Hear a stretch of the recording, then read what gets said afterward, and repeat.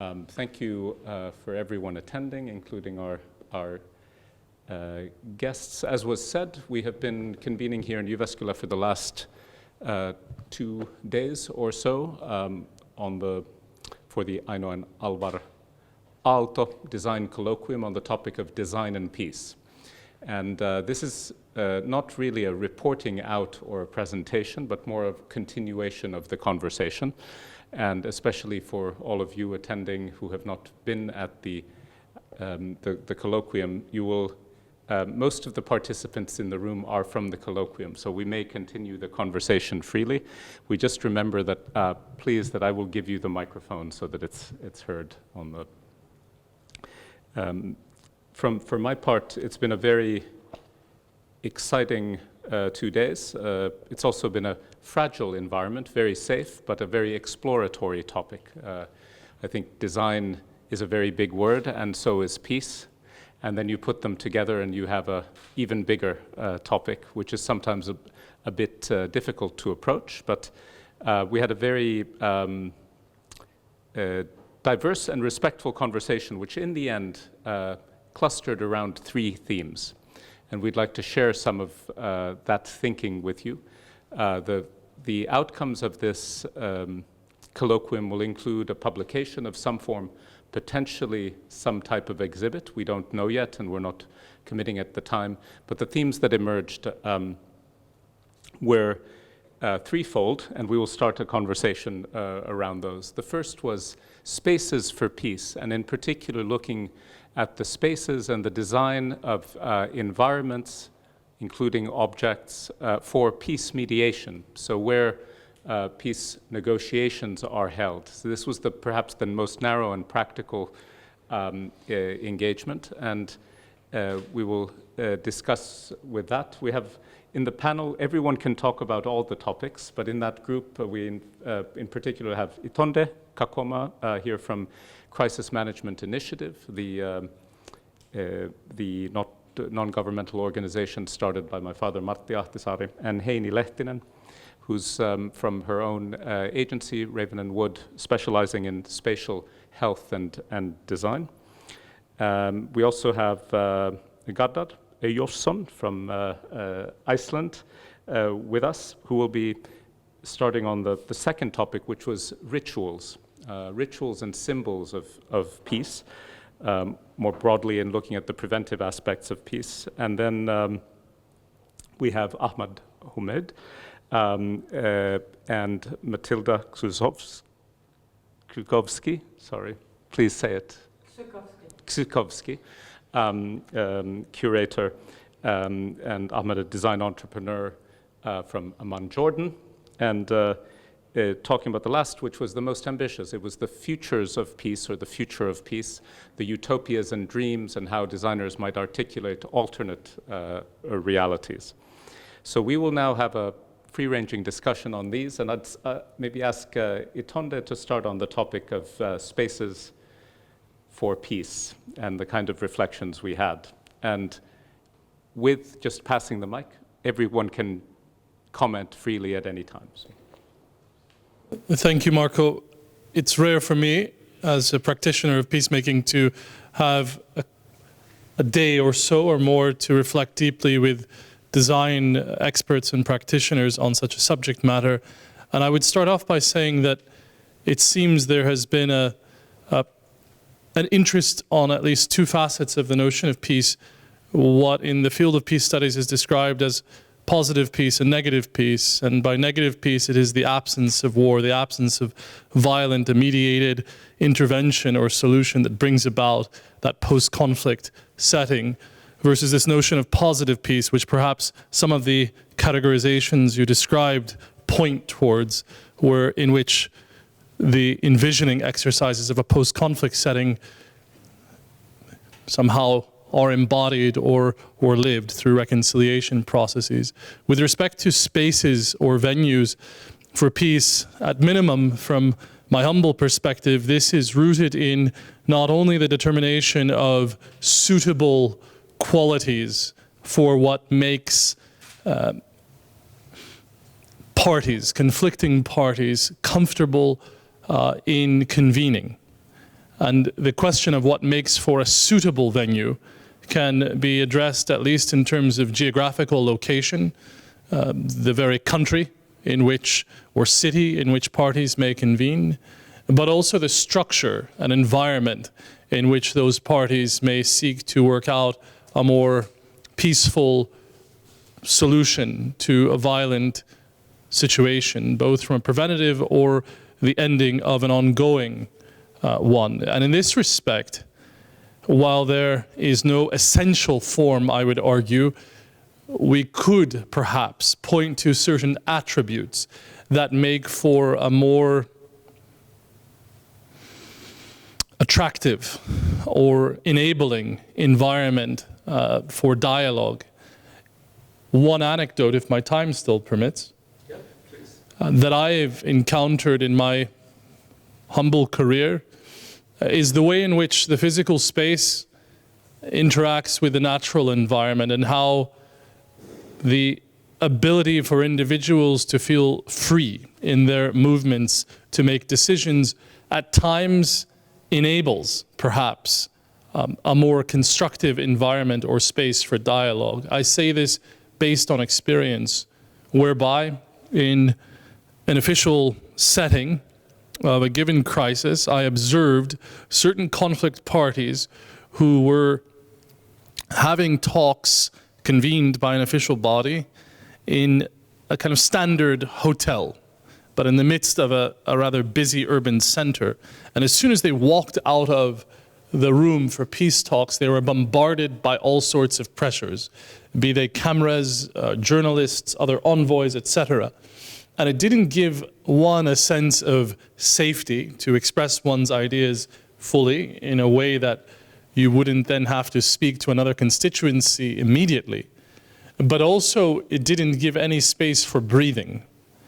Now, again, you cannot find an essentialized environment for peacemaking, but you can also say that certain environments perhaps are a hindrance to the advancement of peace. By contrast, those same very parties advanced in a quiet round of conversations on the outskirts of a remote capital in East Central Africa.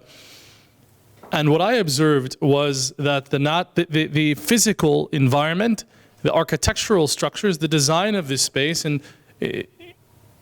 perhaps enabled them to be free of all of those other demands, be they urban pressures, literally traffic, be they societal pressures, constituencies that are immediately engaging them after leaving a room of talks, and other kinds of factors that bombard.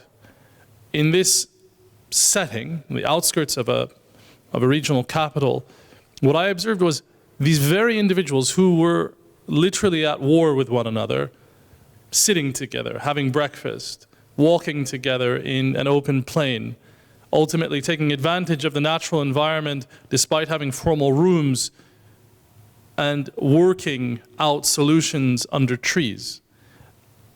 That for me provoked so many questions about how the physical environment, or both the architectural form and the design, again, not to essentialize, can work as a co-facilitator of dialogue. I could say much more. Perhaps I leave it there and welcome colleagues to engage in discussion. Yes, maybe starting with Heini, do you have thoughts or talking about, we've spoken a lot about what designers can do then, and what the state of knowledge about these kinds of factors is. Maybe you'd comment on that. I would maybe start with the dialogue between two sectors and what people can really learn from each other. For me, it's been very interesting to scratch the surface of peace mediation, to get to know some people. Of course, it takes time to get to know the practices and the theory behind. What I find really valuable is that you can kind of give the background to all of it when you're talking about the loss of war or positive and negative peace, all this kind of theoretical knowledge, but also the experience. There is so much experience in what you do, but then perhaps when we get to know the peace mediation community, the practices and what you do, designers can also see where their skill sets could fit in.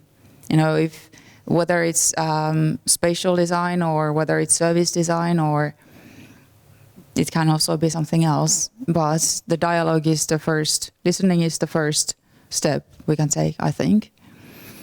And on the other way around, in a society where there is more tension than in a while, also conflicts, inner conflicts between two people, conflicts between tension and conflicts between groups. I think that also for designers, whatever they do and whatever they are working on, learning about conflict resolution is very useful. Matilda, there was a moment in the colloquium when someone proposed and says, I'm not so ambitious, and they proposed something, and you said that, but that's the most ambitious thing or programmatic thing. What do you think, from a curator's point of view, could be done to take forward the dialogue in this area? I think now, particular in the conversation in our group, where we talked on the base of knowledge from people who work in design mediation, but also based on the conversations that we had in these 2 days, I like to always think about methods and formats of communication and mediation, because these ideas at the moment stay in this space. In this space, of course, we are filmed and recorded at this moment, so some people will hear about what we talk about now, but the big question is more, how can we take it further?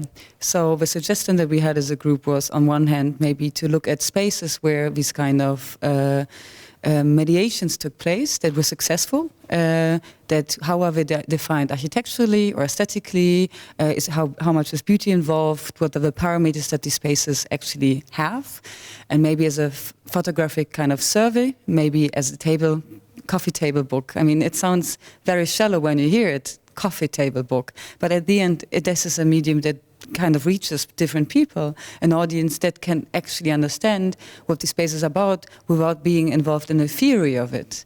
And on the other hand, we very much spoke about how can we maybe be as bold and say we could define or try to define possible parameters or criteria, guidelines of these spaces, analyze these existing spaces and make us some sort of portfolio. Also maybe in order to mediate these kind of portfolio to other practitioners, designers, artists, architects, but also urban planners or psychologists, and have a conversation about maybe what can be added or have a continued conversation. Could be also publication, could be an online publication maybe. And then as a third, we very much spoke, or one thing that came up all the time was maybe it should be really an exhibition. An exhibition is always, point of mediation, usually very didactic, but then also reaches a bigger audience. And then we actually had a situation where Heini specifically, because we keep on talking also, maybe we have to stay humble about it, But then Heini actually said, I actually have a very unhumble idea. And then I would now like to give her the microphone so she could propose or tell us what she actually told us in the meeting.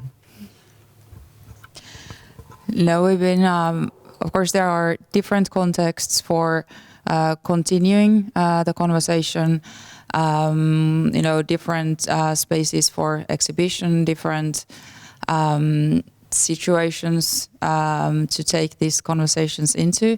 But for instance, one proposal that came up was that we could propose this for the Venice Biennale, for the Finnish pavilion, and let's see what comes out of that. Yes, no pressure. No pressure, the pavilion yeah. By Aalto, so a potential proposal of a curated part of this dialogue as an exhibition to the 2020 Architectural Biennale. Please. Can I add to this? Always.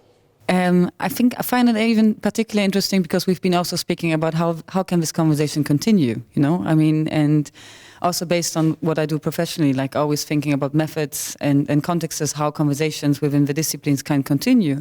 And we've been speaking about the continuous conversation, and this is a goal-oriented work on one hand, and on the other hand, this is a perfect kind of almost possibility to have a second meeting in another location. And especially now, given the fact that curatorial positions are not given to one singular person anymore, but to teams, and collaborative work is also one of the things we are meditating constantly with each other towards a common goal. So I think that's maybe a really nice gesture to actually come from a very Finnish-centric, can we say that? Finn-centric context, departing from it, but with an international commentary. Well, one thing we have to remember at the moment, it's a proposal at this point. It's a response to an open call. Yes. Thank you. And we can come back.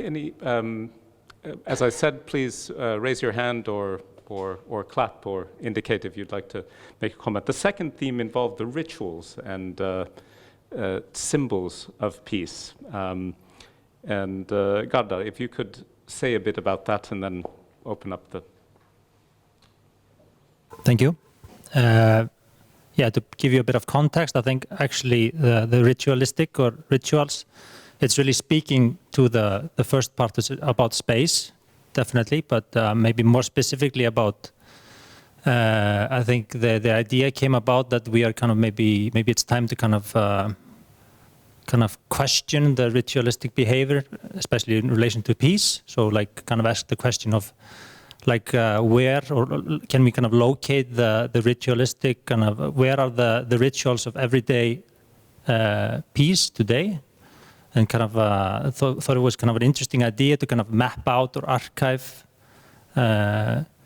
those kind of rituals that are already happening and have been happening in history. And maybe there's also maybe a need to kind of to kind of start to celebrate these rituals, to kind of bring them back into the spotlight a bit. It can be kind of a simple gesture like, going like, thank you, or, and we have all these like different kind of rituals in every culture. But also to kind of further go into it, it's also maybe kind of a critique on like a lot of behavioral patterns that we have today in relation to a lot of like systematics. I don't think maybe many people question their everyday rituals and how they behave, perhaps towards like capitalistic systems, or like, towards like waste, or like it's kind of endless. When you dive into it, you instantly start to criticize your own behavior. So the idea is like also maybe we can kind of take the opportunity to kind of, in relation to peace, because it relates to conflict, and we have all these kind of conflictual relationship with a lot of systems, to kind of embrace kind of the imagination and become more radical with the imagination, and kind of propose and try to figure out if we can find alternative rituals or gestures or behaviors. And I think that's a really kind of interesting thought. And again, to kind of maybe see, I think this is already happening. I see it with a lot of students that I'm teaching already.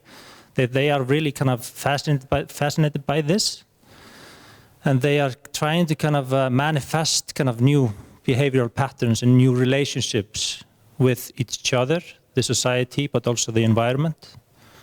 I think kind of the kind of, if it goes on, it would be really interesting kind of link it maybe more to this kind of spatial idea, and more how you can kind of elaborate and imagine new rituals of dialogue, for example, or how you kind of invoke empathy, notions of caring, etc. Like you can kind of dive more into the concept of peace and kind of dissect it a bit, and start maybe through like, I don't know, workshops or like PR kind of campaigns or education, kind of start to kind of look deeper into like how these new relationship would manifest itself.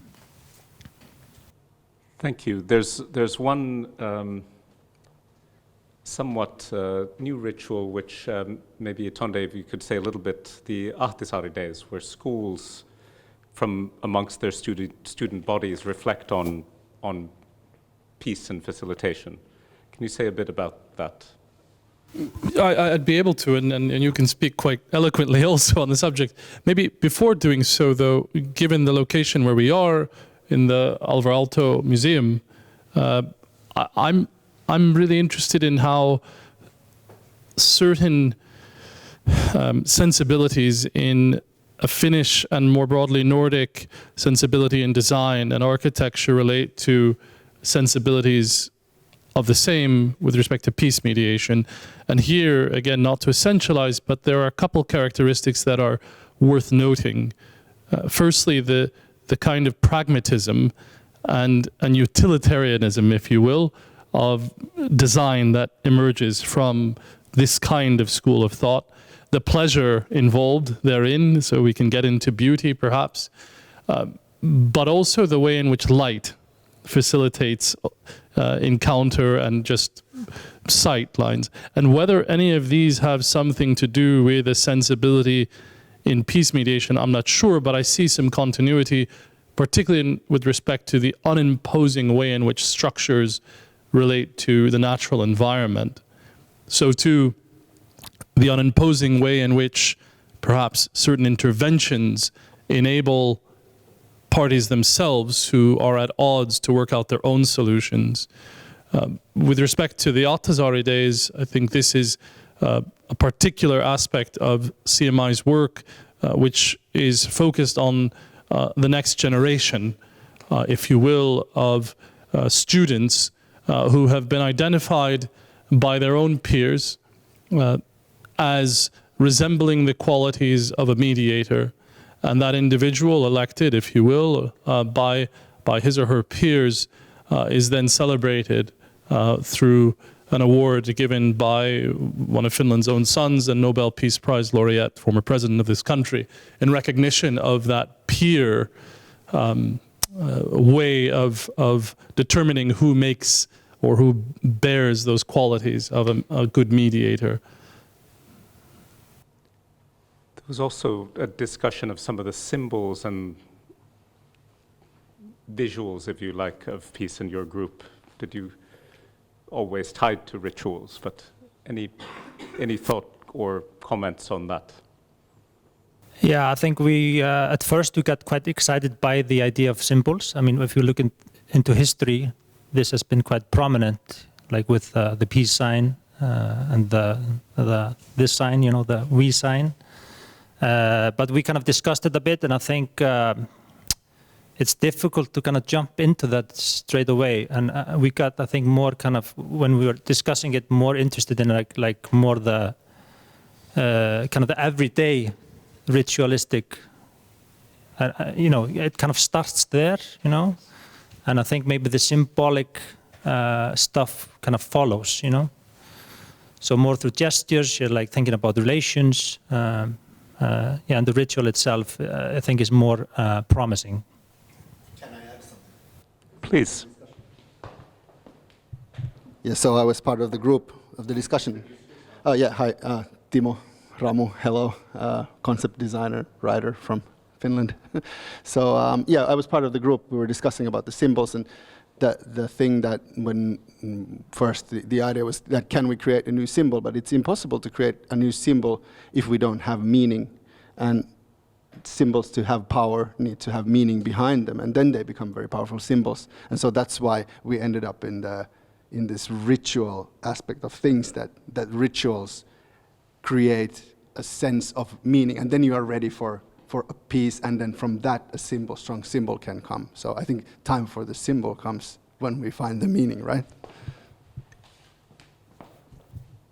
And Ahmad, you were about the future of peace group, or utopias and dreams, and even a challenge to every designer. So can you talk a bit about that dialogue? Yes, I think, I mean, here we are today in a continent, Europe, which prototyped and then practiced global warfare. But then came also the prototype and practice of maybe one of the longest stretches of peace and prosperity that the world has ever seen. So this dualism, I think, probably should drive us to think about war and peace, what both of them mean to past generations and to today's and future generations, designers included, of course. And then here we are again in this museum, one of the masters of modernity. And you just a quick glance through the work, you see how design was employed once in the 20th century as a tool for social justice, for creating spaces and places and furniture and environments, which give people a better life. I think for the goal of peace, for the goal of, because what caused those wars and what drove those wars was fear, certain forms of nationalism and so on, and the social contract that emerged in Europe after that included design, included architecture, included urbanism, and if we look at war as the inevitable result of the Industrial Revolution taken to the level of mechanized war.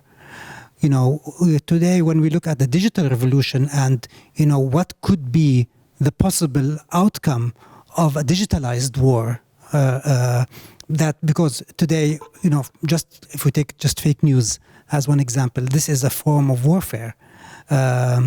And we're only seeing this as a prototype, so if the Bauhaus was then a response, design-wise on how can we use the machine for the good of humanity and to democratize design and to democratize good products and good architecture, the question to designers today is, after 100 years of Bauhaus, exactly, this year it is 100 years of Bauhaus, what would be the continuation of that thought?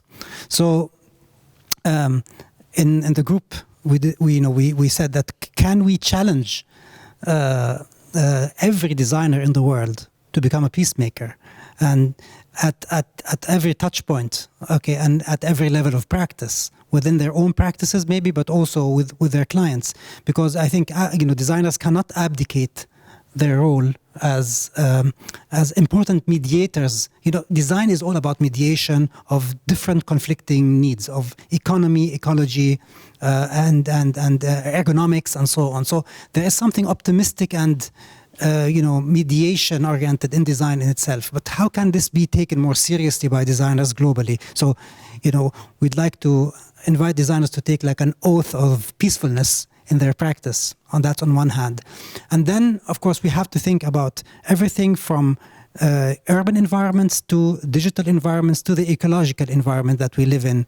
And at each of those levels, there are design interventions that we can make,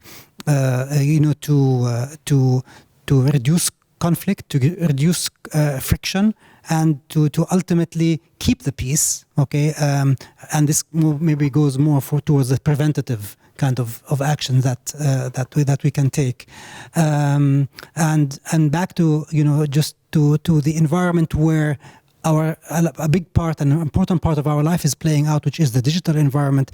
We've seen the prototyping of a global society across the internet. Unfortunately, with the intervention of advertising and clicks as a god, that is worshipped. Can we imagine an alternate digital future platform for humanity to have a dialogue outside, those commercial interests, for example? So again, what is the role of the interface designer today? What is the role of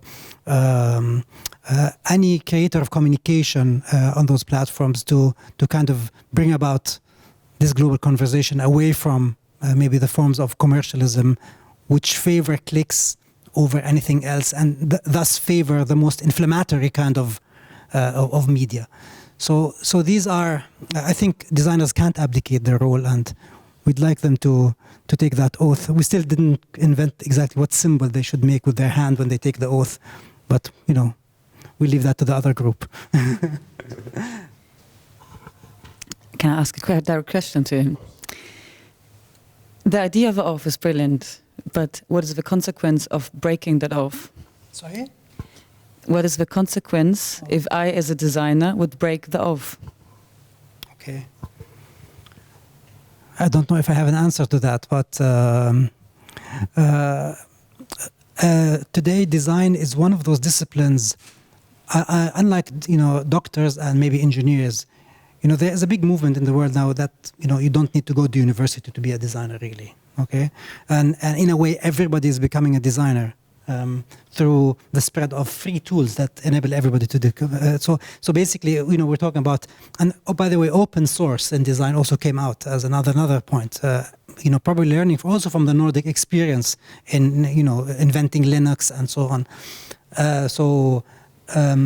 We're not talking about like an association where you can be thrown out, okay? But it is more of maybe a code of ethic and maybe a community that can be built around this idea. So breaking the oath, would move you outside the community. Please, it's one. Ahmed, thank you for this, because you point, I think, into the realism of today versus the realism of yesterday. And the reason why I say this is because the types of conflicts that you describe are ultimately what is now in the realm of hybrid conflicts, which straddle multiple areas still yet to be fully defined.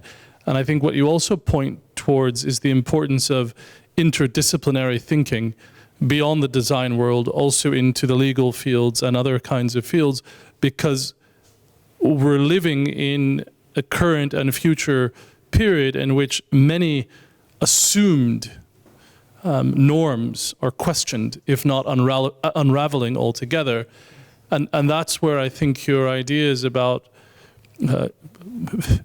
disinformation as the parts of or a part of prototyping the types of war that we may see moving forward needs to be met with a broader set of, okay, then what does that mean for the settlement of conflicts that are generated from those types of conflict which are non-traditional in the realm of my work? And can other forms beyond the physical environment to which I describe also enable the possibility of a peaceful settlement through hybrid means or through virtual means? I'm not sure, but I think you open up the question of complexity, which is at the core of the field in which I work, the non-linearity of conflicts and peace, but now something more in relationship to the type of issues you raise. If I just may add one quick thought, is that, if there is room for optimism today, because I think there's a lot of pessimism in the world, but if there is room for optimism, that even on those semi-broken digital networks that we have today, without naming anyone in particular, there is an amazing global conversation going on between people who have never talked to each other before, okay? So, it is worth focusing on that as one, human element that is unprecedented, okay? So you see the opportunity. At the same time, you cannot be blind to the threats of the technologies that we have today. So I guess we as designers, in every action that we take, and, I thought about my own practice today, okay, dealing with, for example, with an app that aims at fighting fake news. Okay, and this is now becoming a very important topic. Do you leave it completely to AI to fight fake news, because that's overwhelmingly, the technologist's decision, or do you involve the community? In the end, as a designer, you have a role to advise your client, okay, on where this app could go. Is it completely automated, or is there a human element that has to be balanced with that? So, may I ask just a follow-up question? We had participation from, I think, 10 nationalities or so in the. When we were discussing some of the topics, there was a moment which we may come back to, but we were talking about. I think Matilda and I were talking about empathy and how it's important, and you said this empathy is all very nice, but we still have a lot of Bauhaus material to do in Jordan. So I'd like to take some of these chairs with me. I'm not joking. I created an exhibition in 2017, and this is actually how I ended up here in this colloquium. We have 1 million in Jordan. We have 1 million school children in the public school system. And as we were preparing for the Amman Design Week, which I curated, we met actually with the Minister of Education, who's now actually our Prime Minister. He's a very enlightened and forward-thinking guy. And, you know, he showed us, and he talked about the chairs that these 1 million kids spend 7-8 hours a day sitting in, and there are factories that manufacture them, so the wood is there and the metal is there, but the care is not there. Okay, and literally we had, you know, stools like these where you had like nails coming out just because of the lack of care. And one of the projects that I curated was to get a furniture designer to actually design a prototype for a chair that can be used across schools. So sometimes in Europe, maybe you forget, okay, that, you know, the rest of the world. I don't. What is the percentage of people who still don't have toilets? You know, I mean, how does that connect also to peace of mind, okay, or general peace? You know, so absolutely you know, we don't want to just say the Bauhaus moment, but that socially responsible design moment, okay, is not just something nice. The world is not beyond products yet, okay. Yes, we are now in the experience economy and so on, but the world is really not beyond safety, you know, and of course, you know, sustainability, and also chairs without nails that, you know, kids have to sit on. So, yeah, water, toilets, and all of that, and designers have a role in advocating, at least for that. That's an attitude, no matter whether we are designing chairs or spaces or services. If we approach the projects through care or nurturing or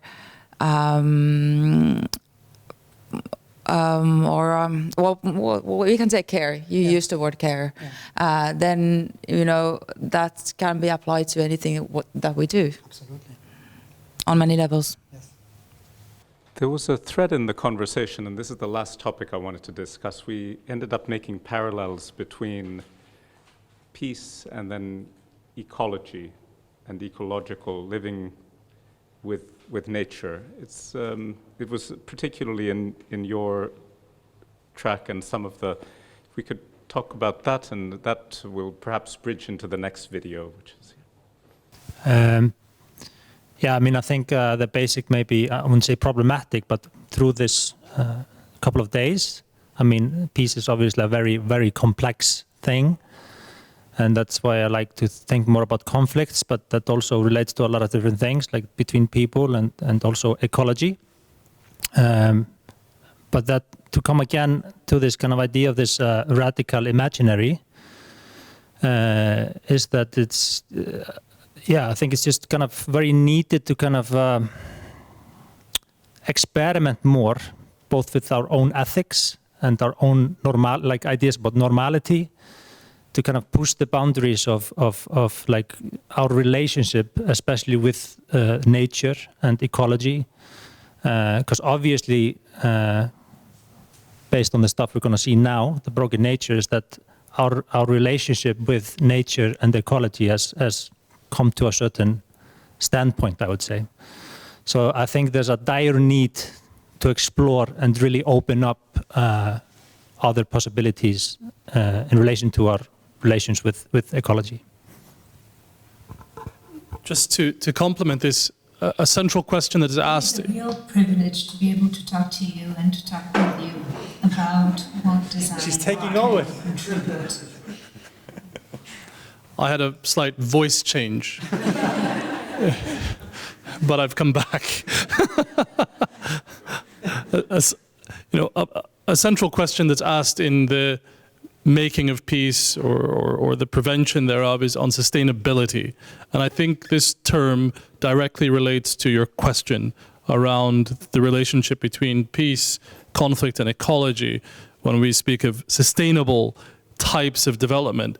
And when we speak of sustainability in my field, it has been related to participation. Who owns this settlement? Who participated in it? And who ultimately will implement it? And I think that's equally a political question and a design question in terms of participation.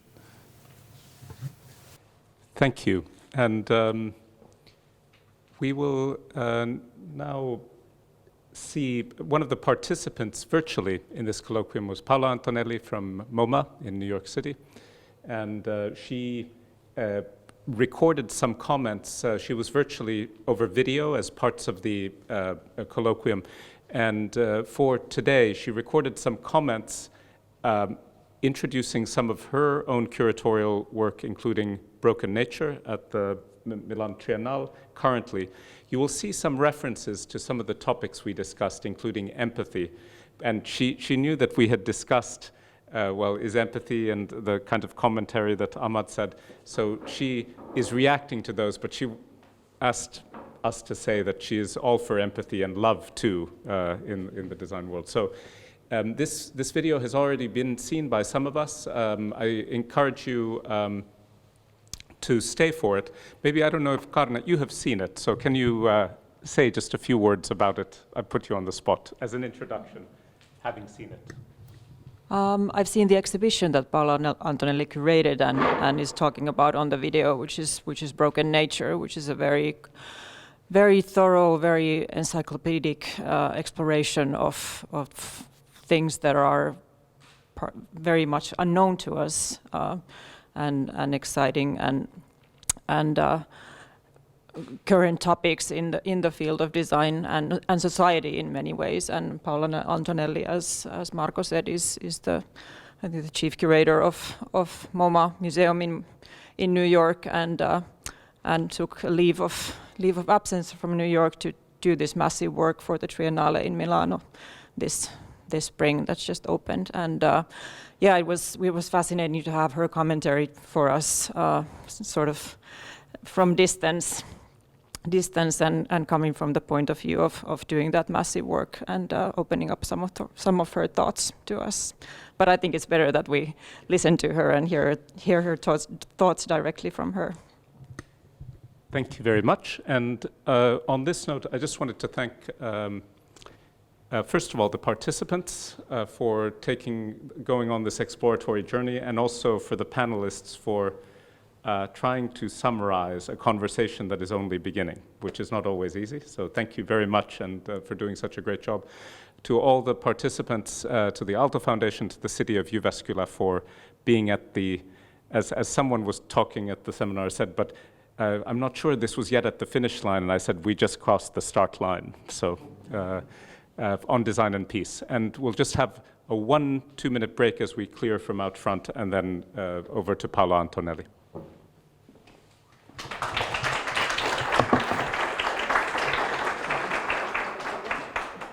It is a real privilege to be able to talk to you and to talk with you about what design can contribute to the contemporary struggle. There's so many of us that right now are trying to talk about how, as you were mentioning yesterday, design can prototype the future and how it can contribute to change behaviors. Broken Nature was exactly about this theme. And it was an attempt to deal with design as much as with politics, because design is politics. But before I talk about Broken Nature, I would like to discuss a previous project that is Design and Violence.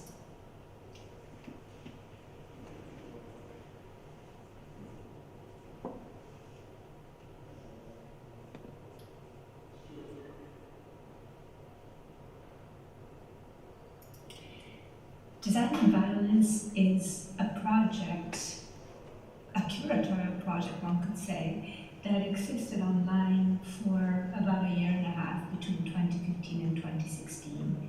First as an independent WordPress site, then as part of the MoMA website, and then it became It all started with this object, which I'm sure you're all very familiar with, the 3D printed gun. I remember when I first heard about it, and I remember how stunned I was. Up until that moment, I had thought that design is a force for good, that it's always constructive, that designers almost take a Hippocratic oath, that nothing could go wrong. And it hadn't dawned on me that just like anything else in human nature, anything can be used for good or for evil or for all the degrees in between, as in effect was the 3D printed gun. And I remember that right after I had that reaction, I got kind of angry at myself for having that reaction, for having been so naive. So I started thinking, well, I really need to think better of design and of its role in creating violence and in supporting violence. And at that time also there was a new book by Steven Pinker that had just been released that was called The Better Angels of Our Nature, that argued that our society is becoming less violent, which I did not believe. So I decided to do what I know how to do best, which is to look at design objects, and immediately called my favorite partner in crime, Jim Hunt, and we prepared a proposal for MoMA. We presented the proposal for an exhibition. MoMA rejected it, as happens quite often, so Jim and I looked at each other. And you know, when you get rejections, which happens quite often, sometimes you just shelve the idea and wait for a better day. Other times, it really feels urgent. And so we decided to do something about it nonetheless. And we decided to do what you do when you don't want to ask anybody's money or permission. We started a WordPress site. At the beginning, the WordPress site was maintained using some research money that Jamer had at Parsons, but then after a while, MoMA saw that it was a really good idea, and so it brought it onto the MoMA website. But basically, it worked this way. Every week or every other week, we would publish a post about an object of design, which could be visualization, could be a product, could be a concept, that had an ambiguous relationship with violence, that either seemed to fight violence but in reality supported it, or vice versa. As you can see here, the anti-pirate water cannon, or this stunning video that you can find online by George Nelson, of all people, that talked about the fact that killing people is a design issue. So really some stunning objects, some absolutely no-brainers like the Kalashnikov, other instead like How to Kill People, disconcerting, or the Halden prison that you might know in Norway. So, and every time we would ask somebody authoritative to write an essay about this particular object, and at the end of the post, we would ask a question. And that's what made the online resource really valuable, that we were able to ask a question of the public, and the public could respond. Some of the questions were amazing. For instance, when we published the Temple Grandin's redesign of the slaughterhouse that you might be familiar with, we asked, can we design a violent act to be more humane? And because it was about slaughtering animals, we got about 150 comments. And instead, the funny thing is that the last post, which was about the lethal injection and the death penalty, got only about 3 or 4 comments. That goes to tell you. But so you can see that questions were big. Is euthanasia a form of violence or a form of compassion? Question mark. Is war a game, and can design change the playing field and rules of engagement, and so on and so forth. So it was about really putting design front and center in some of the most important and tragic aspects of our life. And it was an incredible exercise for Jamer and myself to really upgrade, or just, how can I say, treat design in a much more adult way if we hadn't done it before. Of course, you know, we had great predecessors like Papanek, like many others. Design was not frivolous and had not been frivolous for centuries, but for us it was quite a discovery.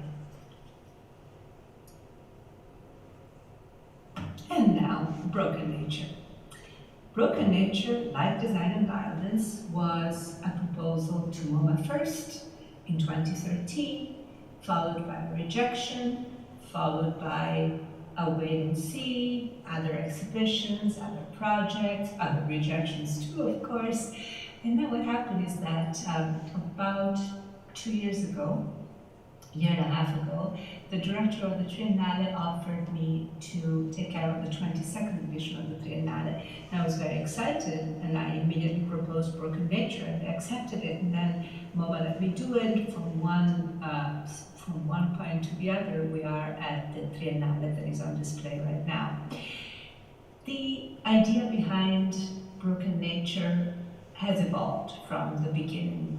Certainly it has evolved since 2013, but I have to say it has evolved also since 2017, because we mature when we have ideas, and the process of curating the show, as many of you around the table know, is very dynamic, and ideas change and mature along the way. The basic idea behind it was the acknowledgement that there are many threads that connect us humans to nature. And please mark my words, because that was one of the biggest epiphanies. So all these threads that connect us to nature are in different states right now. Some of them are very strong, others are a little frayed, others are severed. And there's some things that we can do as human beings, but it's important to have a restorative attitude. But I was telling you, that was my first realization, to understand that it's not humans and nature, but that humans are part of nature. You might tell me, Paula, I should have known to begin with, but in truth, it's not something that comes natural to somebody that has not studied the topic in detail, in depth, like I hadn't. You're looking here at the great graphic by Anna Kulacek. We asked Anna to make icons for all these different points of pressure that we can act on in the big system of the planet to have a more restorative attitude. Now, let's talk about this idea of restorative attitude. In Italian, it's even stronger because you say ricostituente, and ricostituente was not only the idea of reconstituting, but it was also the kind of digestive or tonic that you would drink to regain strength. So it would have sugar and nice flavor and also a little bit of alcohol for a zing. So the idea of restoring our ties with nature comes from restaurants, really. It comes from the invention of restaurants in France in the 18th century, where people could go to these new places to eat healthy food, like bouillon. They thought that bouillon was really healthy, but at the same time, they could have fun. They could be in a convivial situation, and that's really what matters. What's important to say right now, in order to have a restorative attitude, one does not need to self-flagellate. We can be more responsible, more ethical towards nature, meaning towards ourselves and also other species and the planet, without having to sacrifice the formal elegance, the sophisticated level of understanding, and also the entertainment and fun sometimes that we seek in our human nature. In the exhibition, we have displayed, and I say we because there's a great curatorial team that is composed of myself and then Ala Tanmir, Laura Mayran, and Erica Petrillo. We tried to display many different strategies for this restorative attitude, thinking also that we are talking to citizens. The exhibition really is for citizens, even though it's also for us, for you people around the table, for my colleagues, and for designers. We really wanted to touch the kind of population and audience that would come to a design show in Milan, which is citizens. So you see here, this is for them all. There are various strategies for being restorative. Of course, there's recycling, but there's also building trust. Of course, there's reducing waste, but there's also harnessing waste and harnessing pollution. Of course, there is reusing and upcycling, but there's also imagining new worlds. So there are many different ways, and we wanted to share these different ways with our audience. Here are Anna's icons, and of course they represent only a few of the points of pressure in the big acupuncture system of the world, but some that could be really meaningful. And here is how they have been displayed on the Triennale wall. I am also reporting here a quote by Félix Guattari that was very important for me at the beginning, which keeps on working, but it was one of the first prompts. Without modifications to the social and material environment, there can be no change in mentalities. And here we are in the presence of a circle that leads me to postulate the necessity of founding an ecosophy that would link environmental ecology to social ecology and to mental ecology. And so you see this idea of changing behaviors brings back the power of design. Design can change behaviors, and that's truly what we wanted to achieve with this Triennale. This is the entrance of the Triennale already upstairs, at least of the curated exhibition, and I would like here to mention to you the three main goals that we have for the audiences coming to the show. First and foremost, we would like citizens to gather, to gain a sense of long time. You know, it's very difficult physiologically for human beings to go past 2 or 3 generations, but it's really important to have a sense of the responsibility that we carry today for something that might happen millennia from now. So, long time. Second goal, giving people a sense of complexity, of the complexity of the systems that we live in, and also making them understand that complexity can be our friend, that we might not have the computational ability to embrace complexity, but we can definitely embrace it, how can I say, emotionally, and then let AI and computers help us make sense of it from a more rational viewpoint. And the third goal is to make sure that everybody that comes to the Triennale leaves with at least one idea of what they can do in everyday life in order to have a more restorative attitude.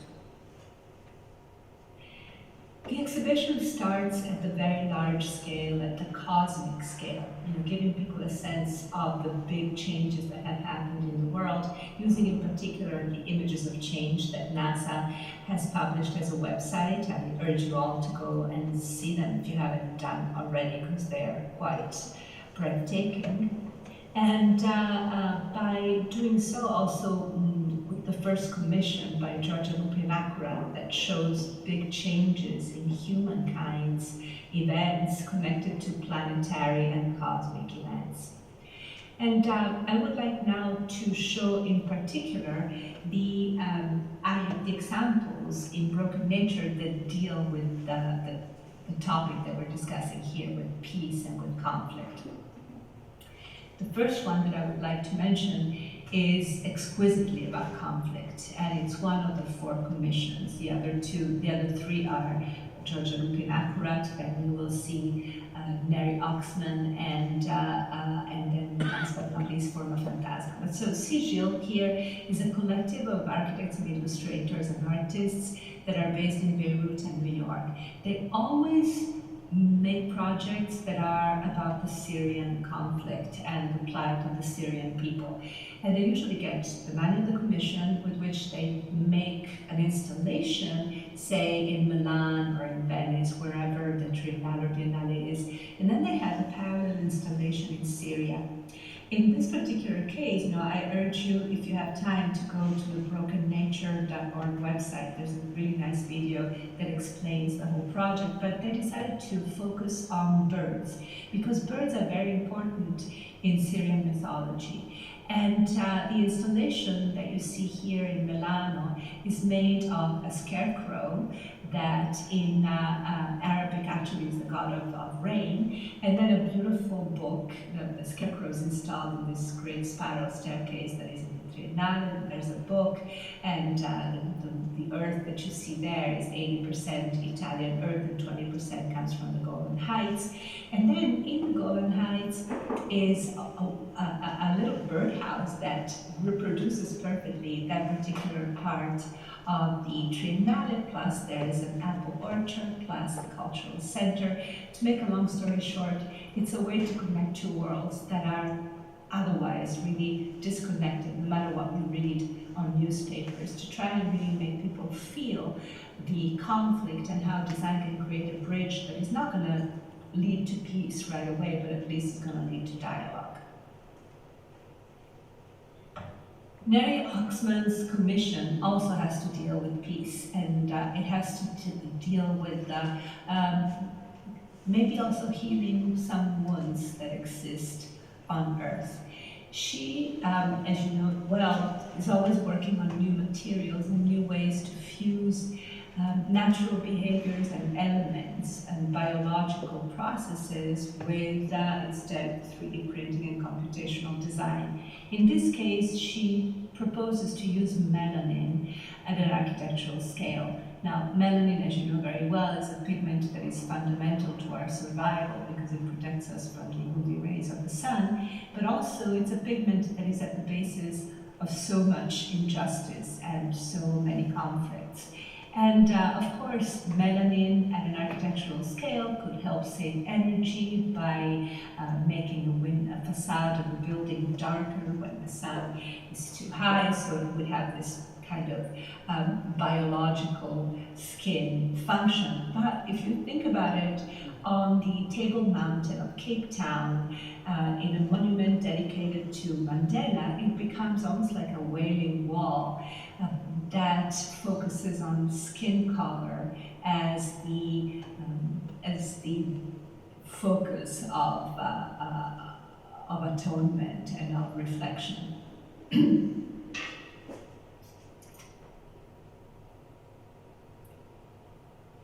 The exhibition starts at this cosmic scale, tries to make people think, as I was mentioning to you, about the past and the future, brings up future fossils that incorporate plastics, reflects on the Anthropocene, on the geological era in which humanity has left an indelible mark on Earth.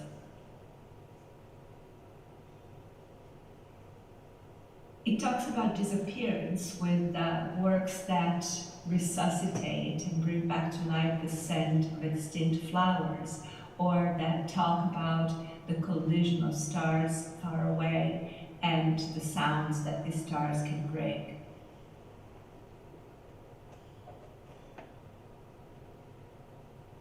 It presents case studies of actual repair and replenishment, from the coral reef in Australia to the Maldives sandbars to the Fukushima ground where Sputniko thinks we could plant radioactivity absorbing plants by strutting on high heels.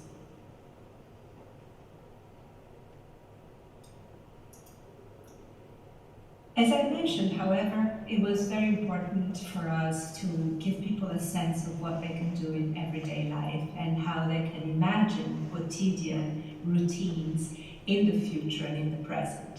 You see in the slide examples like a Bureau Belén suggesting that people do without, as much as possible, sunscreen in the form of creams and ointments, because that goes to deposit a filter on the ocean, and instead use fabrics as SPF. Or imagining a future in which robots are so normal that there are robotic natives, just like there are digital natives right now. Or ways to repair conflicts that have been brought up by civilizations with the extinction of certain types of corn, for instance, in Mexico. These corns could be replenished and brought back to life and also celebrated in local craftsmanship.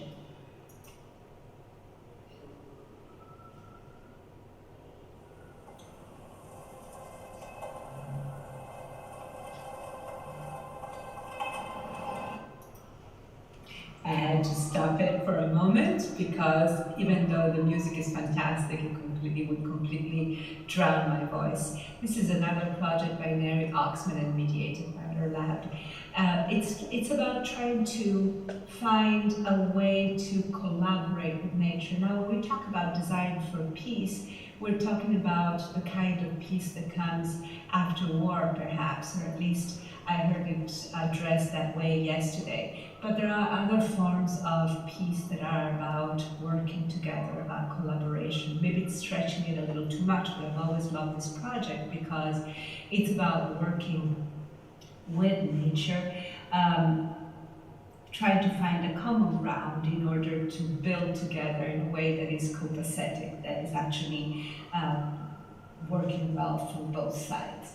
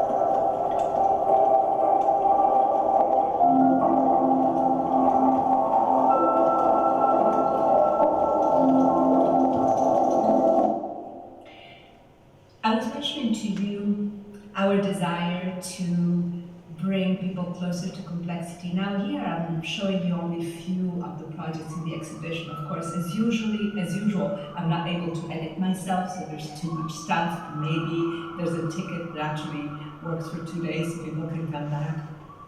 But this is an example of systems. So we move from, at the beginning, this cosmic scale, then the reparation, replenishment of the territory, then plunging into everyday life, and now we move into systems. We've gone through new processes of building, and now we move into systems. And this is a beautiful piece by Studio Folder that's called Italian Limes that shows how borders between countries that used to be based on geographical, natural separations are now shifting because geography is shifting because of the changes in climate. So it is really interesting to see how we can not really trust anymore the Earth and the planet the way we did before, because the changes that we've made to it have brought changes that are almost irreparable. And anyway, really fast. I know that empathy is a weird word. You can say love, you can say curiosity, you can say just affection and openness. I don't know, but I think it's still a very important concept, and it might be the way forward if we are able to find a formulation that is not corny and bound to be rejected right away.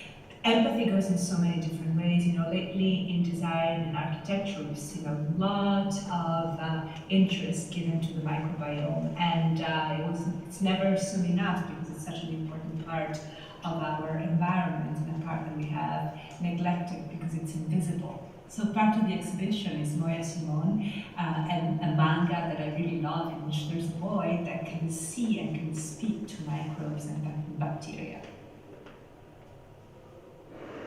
And for a hit really below the belt, the exhibition of the Triennale ends with this sculpture by Patricia Piccinini. And I say that it's below the belt because it's quite irresistible. There are these two creatures that are defined as bonobos, but in truth are neither bonobos nor human, nor nobody, maybe hominoids, who knows.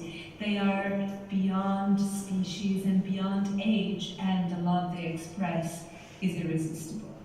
It's quite a beautiful way to end, even though I am going to end with one of the artworks that have struck me the most. And that is the work of Laura Aguilar. We're going one step beyond because we're moving from empathy towards other human beings and then empathy towards animals, and now we have a photographer that used to say that she identified with boulders. If you look at this gorgeous self-portrait with nature, grounded it's called, you see really a form of love that, yesterday you were mentioning, what was it called? Ecosexuality, and then I went to look at it. It's so interesting. I had no idea, so I'm going to study it further. But even though there's no real eroticism here, there's just love and identification. It's a work that really stole my heart. And in a way, it's the work that made me realize that we're not seeking peace only amongst ourselves, humans, but we're seeking peace also with other species on the planet at large. So this is the Triennale, it's Broken Nature, and you can see here it's going to be open until September 1st, so I hope you'll be able to see it. But what I would like to also point you to is the website, brokennature.org. We have there a list of other exhibitions, other triennales, other conferences that are in the same vein. That's the beauty of it. We are, and I say we because I'm there with you, we are around this table discussing this topic from our viewpoint, from the viewpoint of peace, but then there's been other events. For instance, the last triennale, two biennials of architecture ago, it was about open space. So it was about spaces for gathering, and the British Pavilion was just that. They had created a space where people could come together and talk. Next year's Biennale of Architecture still has not been announced, but as soon as it is announced, I'll let you know, but it's absolutely about what we're all discussing today. And then other exhibitions that are about nature, from eco-visionaries in Lisbon now going to London, to my colleagues here in New York that are doing at Cooper Hewitt another triennial about nature. So it's beautiful to see how we are all rightly obsessed with doing something, being activists in our own way. I look forward to your comments. I'm going to be online with you in just a few hours, but I thank you very much for your attention. I hope that this has worked out. Ciao.